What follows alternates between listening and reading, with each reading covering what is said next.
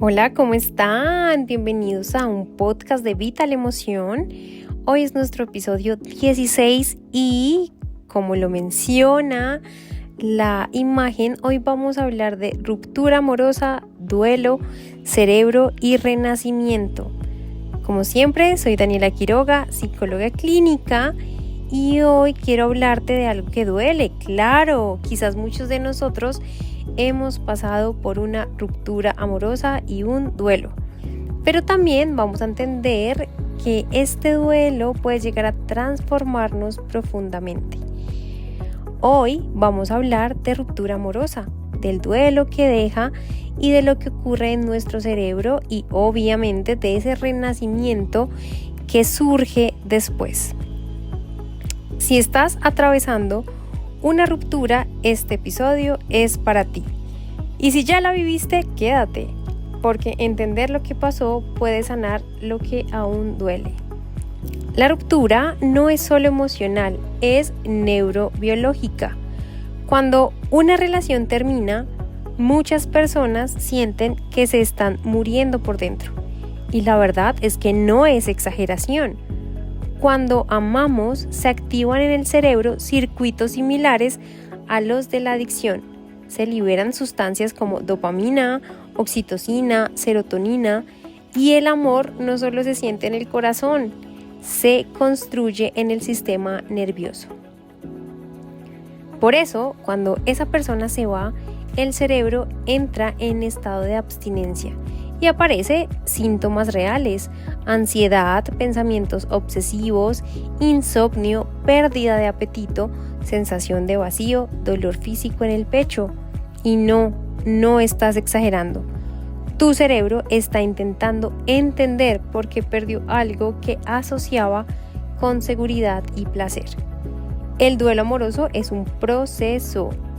Muchas veces creemos que deberíamos superarlo rápido, pero el duelo no es lineal. Puedes estar bien hoy y mañana llorar como el primer día. El duelo amoroso activa el sistema límbico, que es la parte emocional del cerebro, pero también afecta a la corteza prefrontal, que es la parte racional.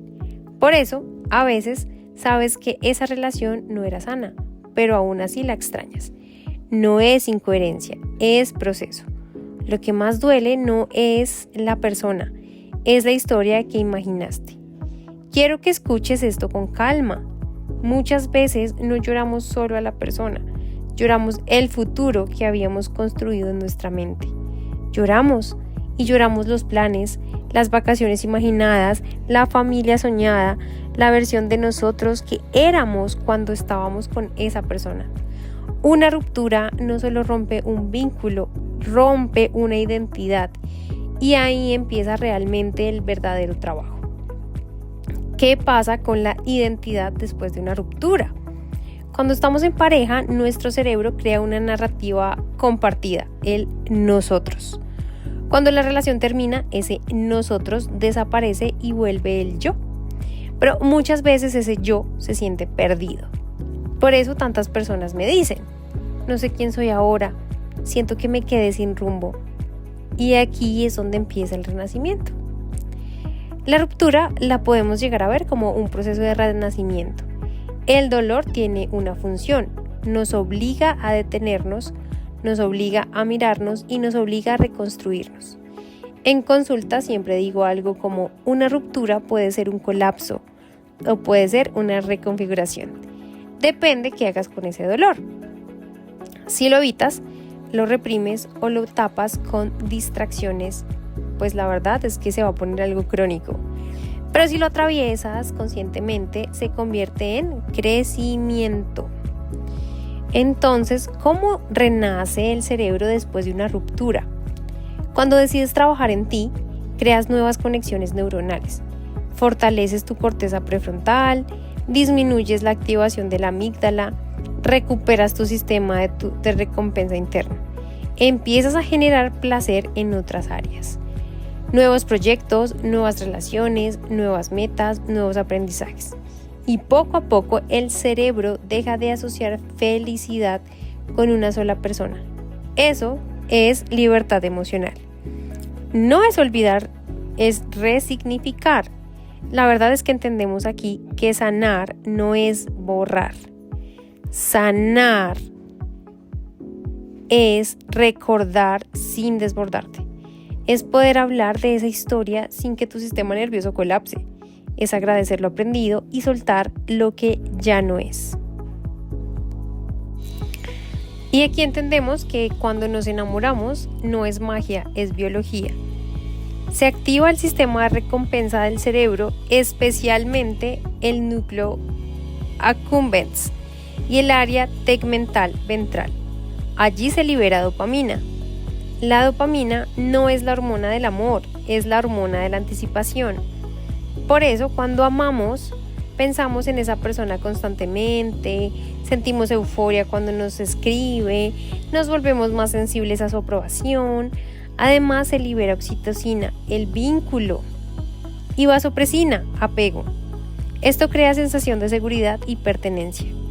Tu cerebro entonces empieza a asociar esa persona igual a seguridad, más placer, más estabilidad emocional. Cuando la relación termina, el cerebro pierde su fuente principal de regulación y entra en un estado de alarma. Y aquí entonces muchos me preguntan que por qué duele físicamente. Los estudios muestran que el dolor por rechazo activa las mismas áreas cerebrales que el dolor físico, especialmente la corteza cingulada anterior. Por eso la gente dice, siento un vacío en el pecho, me duele respirar, siento que me arrancaron algo. Y no es poesía, es neurológico. Además, se eleva el cortisol, hormona del estrés, lo que genera que no podamos dormir, inflamación, pensamientos repetitivos, ansiedad, y tu cuerpo entra en un estado de amenaza. El cerebro entonces busca explicación obsesivamente. Después de una ruptura, el cerebro entra en modo búsqueda de coherencia. Por eso aparecen pensamientos como, ¿qué hice mal? ¿Y si hubiera hecho esto diferente? ¿Y si regresa? ¿Y si nunca encuentro a alguien igual? El cerebro odia la incertidumbre. Prefiere una explicación dolorosa que ninguna explicación. Y aquí es donde muchas personas se quedan atrapadas en la rumiación. Pero la rumiación no sana, solo mantiene activo el círculo de apego. La ruptura realmente nos activa esa herida del apego. Y aquí quiero que profundicemos. Una ruptura no solo duele por la persona actual, duele porque activa heridas antiguas, abandono, rechazo, no ser suficientes, no ser elegido, miedo a la soledad. Y la amígdala no diferencia pues el pasado del presente, solo detecta amenaza emocional. Por eso la intensidad muchas veces no corresponde solo a esa relación, corresponde a toda la historia emocional acumulada. Y aquí está la oportunidad terapéutica para pues entender y poderlo modificar. Podemos llegar a tener una identidad colapsada. Cuando estamos en pareja, nuestro cerebro crea mapas compartidos, rutinas, lugares, horarios, proyectos, sueños. Todo eso se almacena en el hipocampo. Recordemos, el hipocampo igual a memoria emocional. Cuando la relación termina, el cerebro tiene que desprogramar esas asociaciones. Por eso, cualquier canción, restaurante o palabra activan recuerdos. Y no es debilidad, es neuroasociación. Renacer implica crear nuevos mapas. Y aquí viene la parte interesante. Algunas fases reales del duelo amoroso desde la neuropsicología no siempre son lineales, pero suelen incluir shock neuroemocional, donde el cerebro no procesa la pérdida, negación cognitiva, esto no puede estar pasando, búsqueda dopaminérgica, revisar redes, esperar mensajes, recordar momentos, mucha rabia, activación simpática del sistema nervioso, tristeza profunda, ya que se activa para darnos esa sensación de vacío, y reorganización. Aquí comienza el renacimiento. El renacimiento no es motivación, es neuroplasticidad.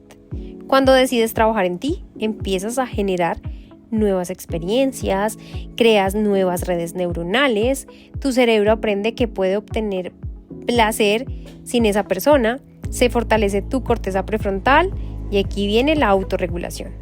El cerebro es plástico, pero necesita repetición. Renacer no es ya estoy bien. Renacer es entrenar tu sistema nervioso para una nueva identidad. Entonces, ¿cómo saber cuándo ya estamos sanando? No es cuando dejas de pensar en esa persona. Más bien es cuando puedes pensar sin desregularte, dejas de idealizar, te haces responsable de tu parte, no buscas reemplazo inmediato, empiezas a preguntarte quién soy ahora.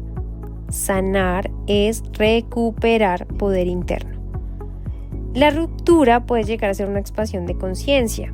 Yo siempre lo digo en consulta y es que hay personas que llegan a su mejor versión después de una ruptura. Porque por primera vez se miran, se escuchan, se priorizan, se preguntan qué tipo de amor quieren realmente. Y una ruptura puede ser muy trágica, es verdad, pero también puede llegar a despertarnos y hacer que nos podamos entender mejor. Si hoy estás en duelo, quiero decirte algo importante. No estás retrocediendo cuando lloras, no estás fallando cuando extrañas y no estás débil cuando duele. Estás atravesando un proceso de reorganización neuronal y emocional. Tu sistema nervioso está aprendiendo a vivir sin algo que considera vital y eso toma tiempo. Pero te prometo algo, el mismo cerebro que hoy se aferra es el mismo cerebro que mañana podrá amar con más conciencia. No vas a volver a amar igual, vas a amar más despierto, más regulado, más consciente, más completo. Muchas gracias por llegar hasta aquí, por escuchar todos mis podcasts y como siempre nos vemos en un nuevo capítulo para que sigamos aprendiendo de emociones y de nuestro cerebro. Cuídense mucho.